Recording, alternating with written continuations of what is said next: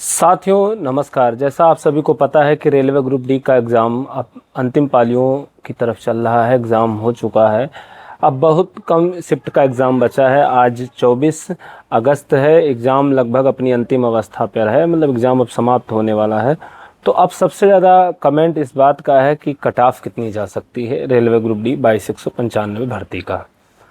और अभी हाल ही में 2024 में जो वैकेंसी आई थी रेलवे ग्रुप डी जो 32,438 पोस्ट के लिए, उसका आप सभी ने कट ऑफ भी देखा और पीटी का एग्ज़ाम भी विभिन्न जोनों का संपन्न हो चुका है। कुछ ही जोनों का बचा हुआ है और कुछ का रीशेड्यूल हुआ है, वो भी मैं समय समय पर वीडियो बनाकर आप लोगों को अपडेट करता रहता हूं।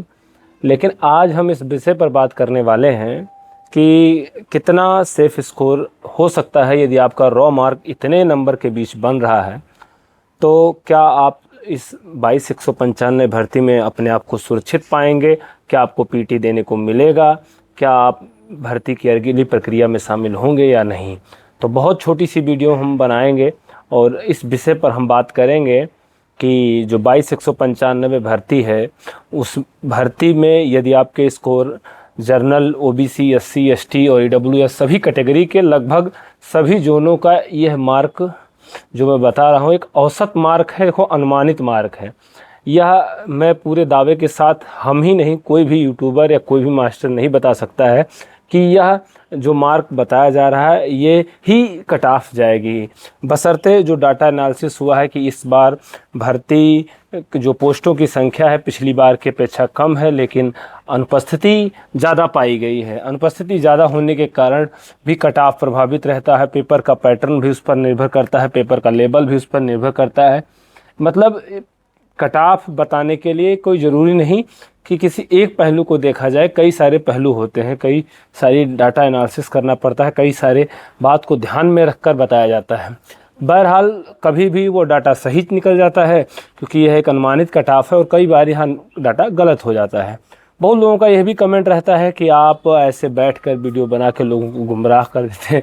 तो यह मैं हंस इसलिए रहा हूं कि मैं किसी को क्यों गुमराह कर रहा हूं, क्योंकि यह वीडियो देखने वाले सभी लोग पढ़े लिखे हों। यह मेरी पूर्व धारणा है कि पढ़े लिखे और समझदार लोग हैं।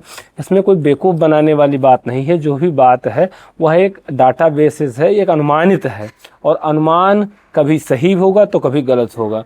तो यह मैं जो बताने जा रहा हूँ यह पूर्व सत्य ना मानते हुए, लेकिन यहाँ तक जब तक अभी आरआरबी की जितनी वैकेंसियाँ हुआ हैं, कब रिजल्ट आता है, कब उसका आंसर की जारी होता है, यह सब देखते हुए और कितनी कट ऑफ जाती है, ये जानकारी जो अनुमान है जिस वजह से हम लोग भर्ती हुए हैं, जॉब कर रहे हैं, वही आप लोगों के बीच बताया जाता है। अब आप अन्यथा में लेते हैं कि आप ऐसे बैठकर वीडियो बना देते हैं, तो ऐसा नहीं है, बहुत कुछ ध्यान में रख कर बताया जाता है। बहरहाल चलो मैं थोड़ी सी बात करते हुए और आपको डाटा शेयर करता हूँ जो मैंने एनालिसिस कर रखा है। तो थोड़े शब्दों में मैं बताना चाहता हूं कि जो इस बार की रेलवे ग्रुप डी की कट ऑफ रहने वाली है, यदि आप जर्नल कैटेगरी से हैं, बहुत ध्यान से सुनिएगा, क्योंकि अभी मेरा जो वाइट बोर्ड है वो दीवार में लग नहीं पाया है।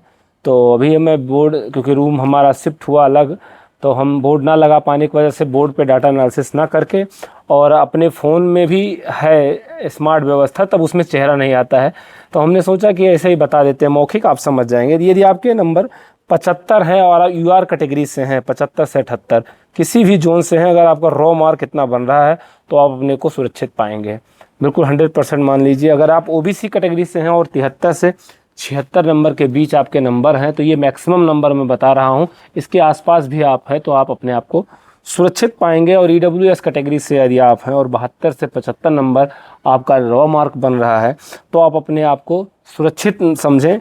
अगर आप एससी कैटेगरी से हैं और आपको नंबर 64 से जो है 67 नंबर के बीच बन रहा है, तो भी आप अपने आप को सुरक्षित समझें। या यदि आप एसटी कैटेगरी से हैं, अनुसूचित जनजाति कैटेगरी से हैं और आपका नंबर 58 से 63 है, और किसी भी जोन से आप फॉर्म भर सकें, चाहे प्रयागराज है, गोरखपुर है, चंडीगढ़ है, या भारत के किसी भी जोन से आप फॉर्म भर रखे हैं, तो आप अपने आप को सुरक्षित मान सकते हैं, सुरक्षित हैं। और आपका पीईटी एग्ज़ाम यानी फिजिकल एलिजिबिलिटी टेस्ट की तैयारी करना चाहिए। तो दोस्तों, बहुत लंबी वीडियो ना बनाकर हम बात को अपने यहीं जो है समाप्त करना चाहते हैं।